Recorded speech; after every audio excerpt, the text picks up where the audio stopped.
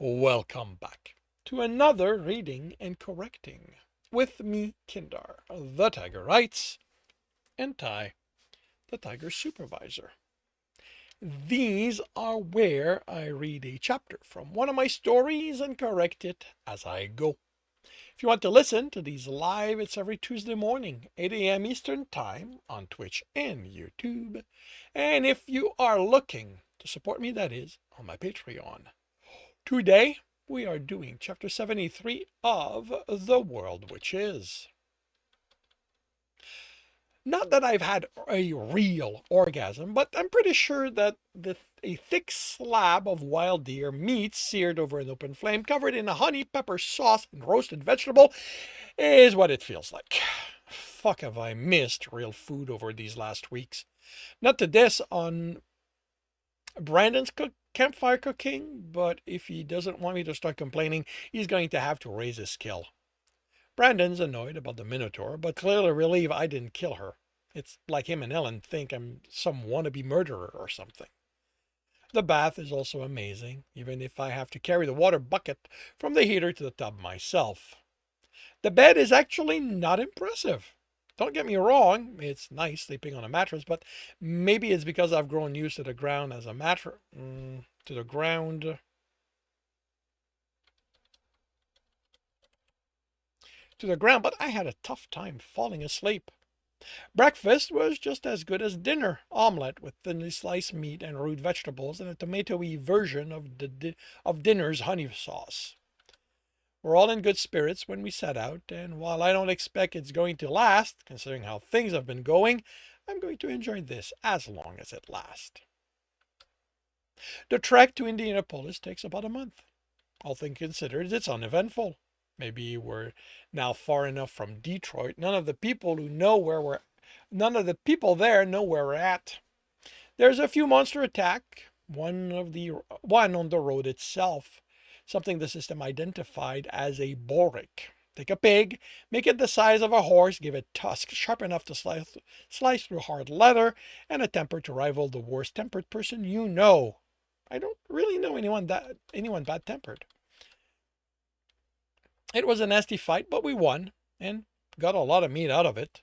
Finally got my first level in butchering too. And butchering on it. A few days before we reached Indianapolis, killing a jump-a-lot as part of my daily hunting got me to level 11. So as a reminder, I had point, so I assigned them. For abilities, I put 1 in taking it on the nose, bringing it to 5, which lets me put a point in Grit Strike. That first monster attack got my 13th creature fight, so finished the 4th step for the fighting creature quest, which gave me an ability point. For my attribute points, that went to Aether without hesitation. Distributing my skill point had me waffling again. The urge to keep all of them for the right moment is so strong. But I buckled down and put down. Yeah,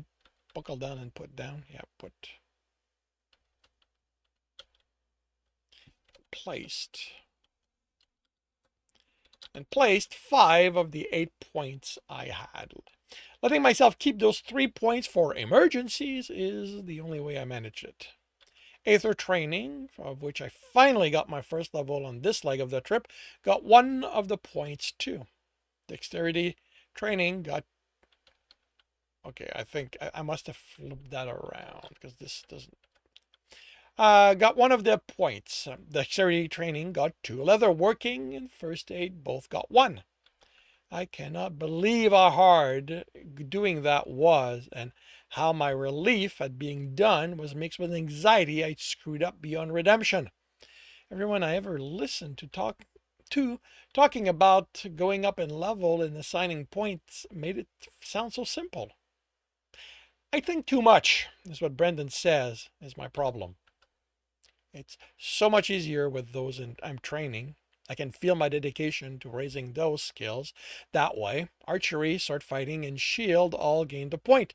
Trekking, meteorology, and cooking gained 2. Butchering gained 3.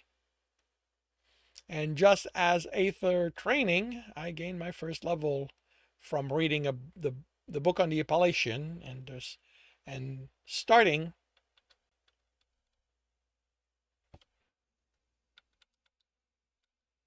the one on the North American buffalo Brandon handed me once I was finished. I'm not going to claim it was an interesting read, but it's worth points, so I'm going to push through. When we reach Indianapolis, it's with a mix of dread and hope on my part. It's a large city, surrounded by well-maintained fields, and that means being able to resupply, have good food, and some entertainment that isn't Silver's violin. She's good, but I need a break from that. But the memory of Detroit is still there, and masses of people mean different kind of danger to that of the wilderness. If I'm being honest, I prefer the wilderness's danger.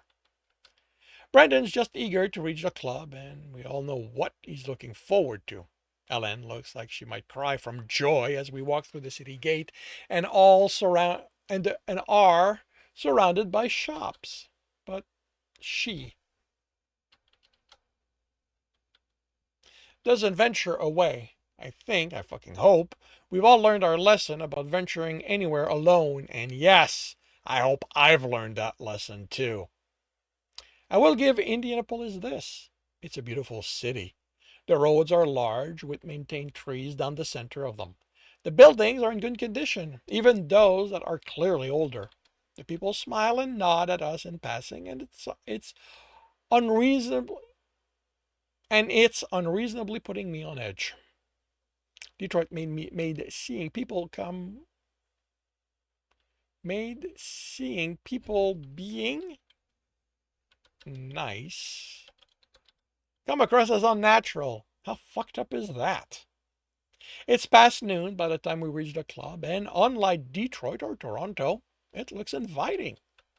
I thought you said the clubs are all in forgotten parts of the city, I say as we walk toward it.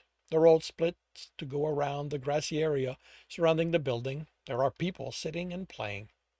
There's always going to be someone who's going to buck the trend. He replies with a shrug. I think this place needs to set it, Silver says. We have to follow the right side road to reach the entrance. There is something that feels old about the building. It's all stone, massive blocks of them, and that have the feeling of being worked by hand. Wooden shutters are open, and they look recent in contrast. The inside is mostly wood, with tables and people seated at them. Welcome to the club, an older man behind the counter greets us. A bath, Brandon declares, and someone to share it with. I grab his arm before he throws himself at someone. Where's the hotel for those who aren't explorers? I ask. In here, the man laughs. We have a wing for those who assist our members. They have to pay, but our rates are fair and come with things like a bath included in the price. What's the arrangement if one of us needs an escort through the city? He looks at me, his expression losing some of the joyfulness. Let me guess. You came here by way of Detroit. You don't need that here. Indianapolis is a safe city, but he raises a hand as I open my mouth to protest. If you insist, you have the choice of off-duty constabulary or one of our members. Both. Come back up here.